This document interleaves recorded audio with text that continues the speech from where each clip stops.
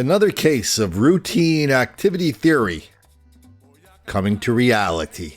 Give a watch. New at 10, a family looking for answers after an assault in Reynoldsburg. A teenager was punched outside of New Life Group Home, and video of it was posted to social media. Fox 28's Michelle Newell live in the newsroom right now. And Michelle, what's the group home saying about this?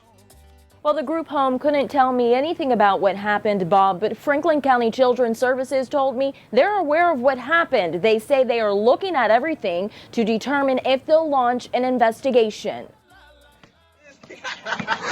That's them laughing. It's a big joke. For Amber Hunt, there is nothing funny about this. In the video, you can see a boy get punched in the face, then fall to the ground. That boy is Hunt's nephew. My jaw, right in this area, still hurts. According to the police report, the incident is being investigated as felonious assault. Shane Valentine says he was targeted outside of the New Life Group Home in Reynoldsburg earlier this week.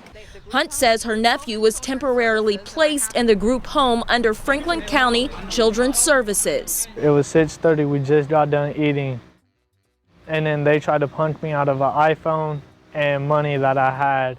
Valentine says there weren't any workers around to monitor the kids outside. When Shane was released from the hospital, he called crying. He sent us the video because the video was posted on Facebook. Oh! The video has been shared on Facebook more than 200 times. You can hear the other kids kind of encouraging the boy in the shorts to do it. Hunt claims workers at the group home knew about the incident before it happened. The employees were all aware of the fact that this was going on too. I spoke with them. They personally told me it. We called Franklin County Children's Services for answers. They say they're assessing what happened and will determine if an investigation will be launched. Shane says he was released from the group home today and is now with family. Unsafe, but I would never want to go back there. And Shane's aunt tells me she wants to see the workers put on administrative leave, and she wants the boy who allegedly punched Shane to face charges. So a few weeks ago, we talked about routine activity theory. I reminded everybody what it meant. It said a white person walking in a black neighborhood, a white person being around black people can routinely expect to be the victim of black violence. Some Poindexter wrote into the YouTube channel and said, Colin, you must understand routine activity theory. And he gave me the Wikipedia entry, which I somehow neglected to read. But I reminded him that I learned about routine activity theory from the chairman of the sociology department of Harvard University. It was a court trial a couple years ago in Chicago. A woman named Christina Eilman was arrested in Chicago, a blonde woman put in the jail in Chicago, released into a black neighborhood in Chicago where she was kidnapped, sexually assaulted, and thrown out of a 7-story window. Sued the city of Chicago, sued for $100 million. The city settled for $22.5 million, the most they've ever settled for in an individual case. The judge said the city was negligent because they might as well have released her into the lion's den at the Brookfield Zoo.